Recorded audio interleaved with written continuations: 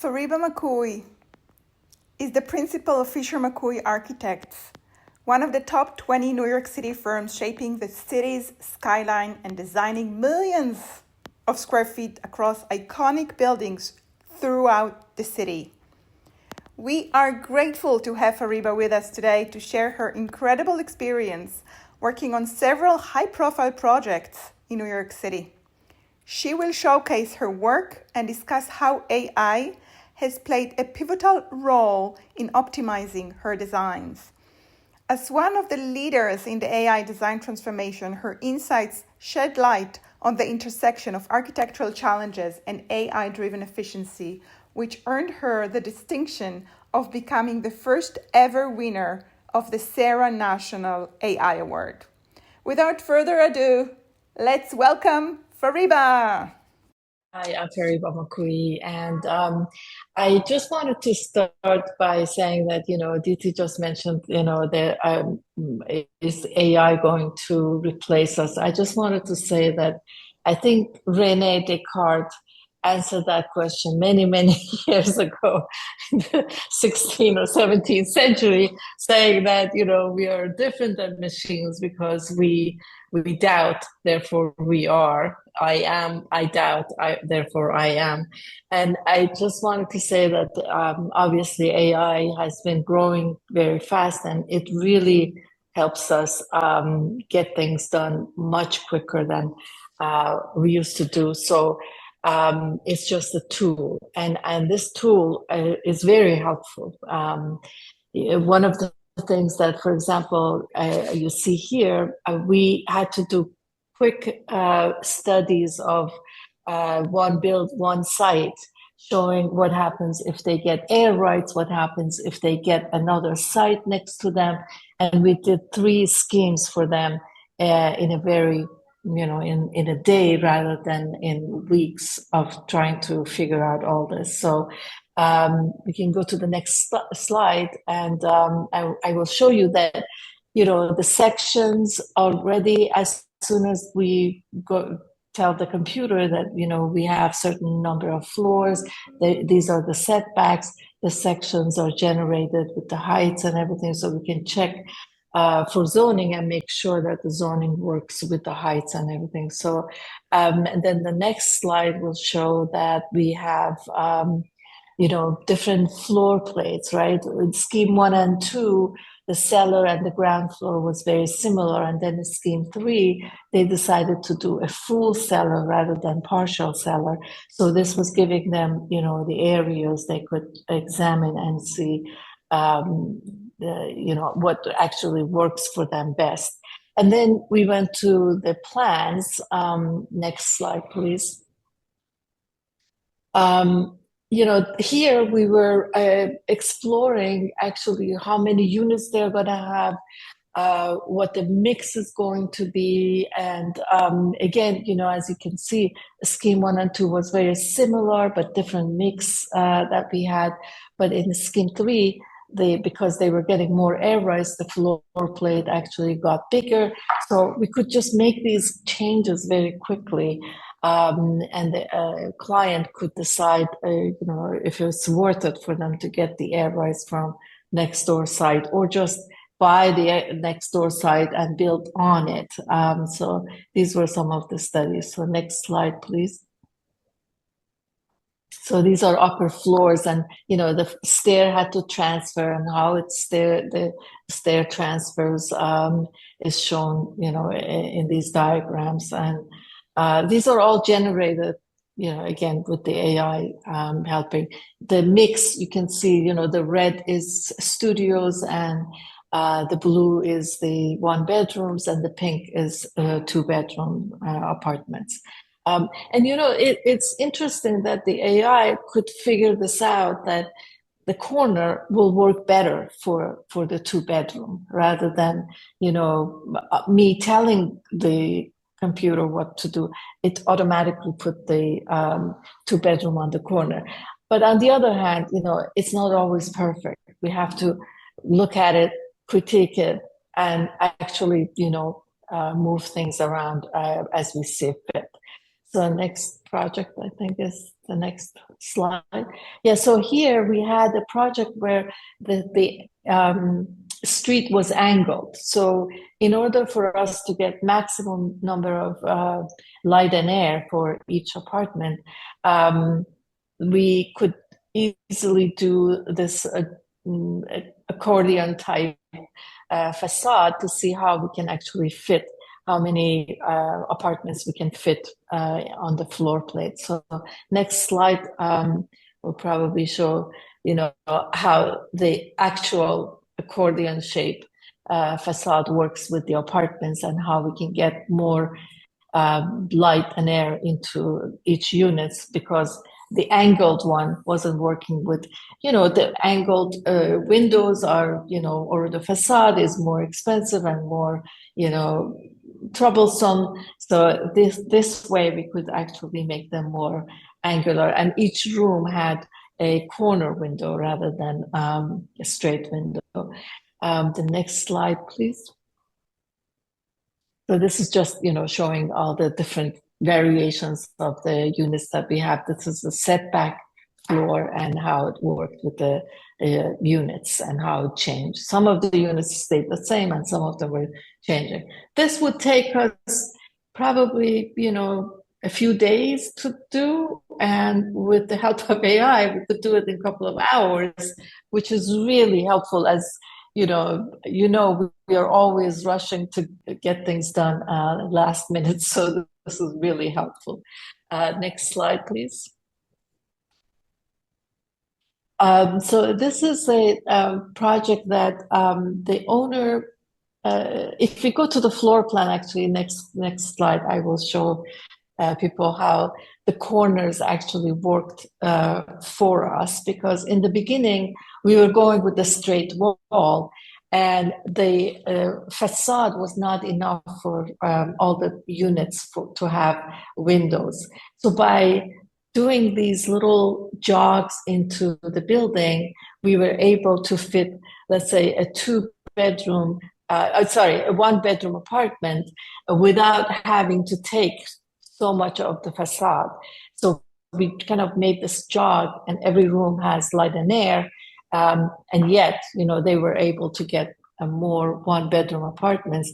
So otherwise, we were coming up with the studio apartments because the facade was not big enough for that many rooms. But the AI can figure out where the windows are going to go, so it can give us, that option again very quickly. So the next slide, please. So this one, Fourth Avenue, they wanted to know how many more units can they fit, what the mix is going to be, and how all these calculations are going to work. So we did 2 schemes for them, with different unit mix, and came up with different, number of units, and they could decide. So next slide, please. Again, the section is automatically done. We don't have to spend the time to do the section, which is, obviously very schematic sections, but, it kind of helps the client to visualize everything. Next slide, please. Yeah, here's where we kept some of the units the same. And then if you go to the next slide, you will see that the upper floors were different. And this is how we came up with, more 2 bedrooms on the upper floor versus more 1 bedrooms on the lower floor, on the upper floors, and how we kind of got different options where to put the studios, where to put the 1 bedrooms. And some of these also are very helpful because if we do affordable housing, there are certain requirements for the square footage of each unit. So this way we can figure out where each one will go.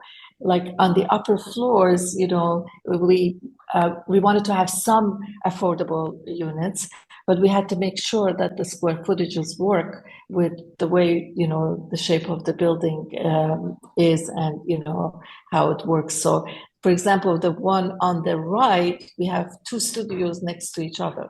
That is not going to work for affordable. They want us to scatter them around. They don't want it to be in one corner, one line, and so this way we got a few options to work with. Next slide, please. This is just showing, how different configurations came about. On the left side, it's all just one bedroom units, and on the right side, it's all 2-bedroom units. We have two bedroom versus 3 1-bedroom units. Next slide, please.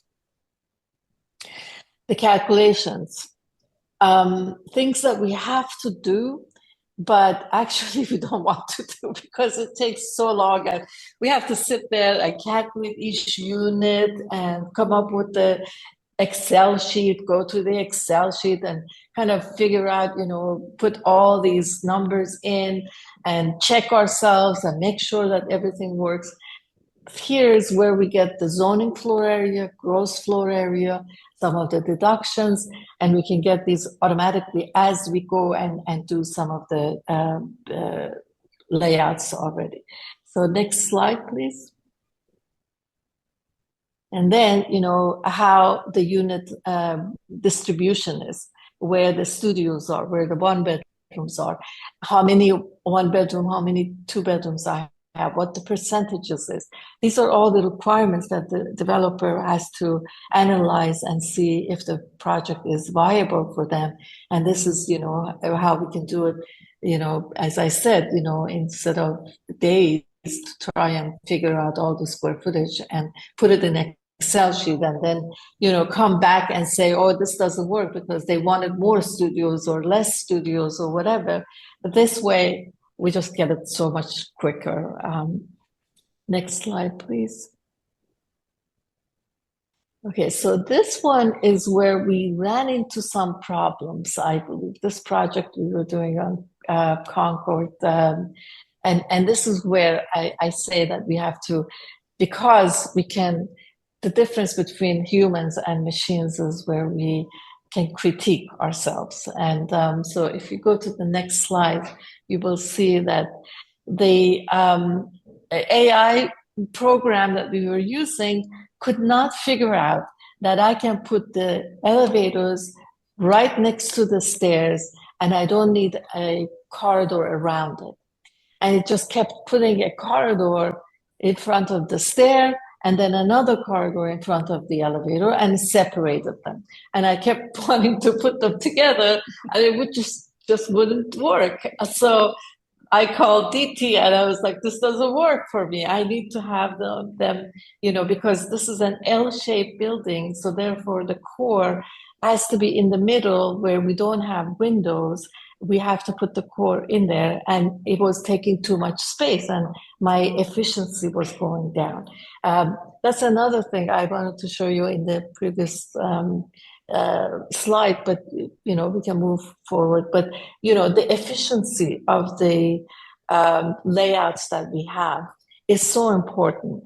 If I'm not at least 80% efficient, a developer is going to complain and say, you have to be more efficient. So if we go to the next slide, I know we're running out of time, so I'm going to go quickly. So this one was, we had 2 towers on one side, and the 2 towers were pretty much identical. So we wanted to do one and just copy it, but there were limitations. So again, I had to call the programmers and say, that's what I need. So now they have a different way of doing this for us. Next slide, please. I think this is just, here also we were trying to figure out, where the best place is for the core.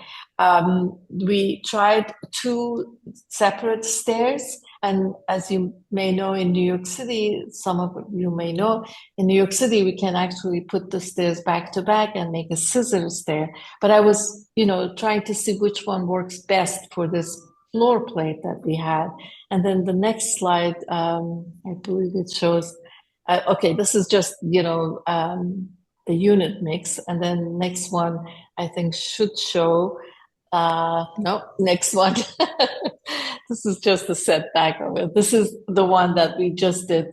Another version of the same site with a scissors there. If we go to the next slide, we will see that this is where we did the scissors there. And, we're trying to see what works best for the efficiency of the project. I think that would be the last project, I believe. Yeah, so these are, layouts to see what works best. And again, we could get the unit mix with the scissors stair versus two separate stairs, and the developer could see, what works the best. I think the next slide is probably the upper floors, and that should be it. And I wanted to say in the end, just quickly, that the cops in New York City still use horses sometimes to go where they are going faster because the traffic is so bad. So machines, in my opinion, all the AI programs that we use,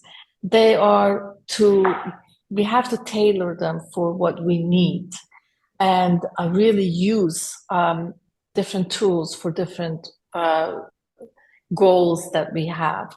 And if the cops in New York City think that, the horses go faster, they use the horses, and sometimes they use the cars because it could go faster. So it depends on what we're doing, where we can use what program. So this is really all up to us to make decisions. So I don't see the computers taking our jobs yet, maybe in the future, but not yet. So that's all I wanted to say. Thank you.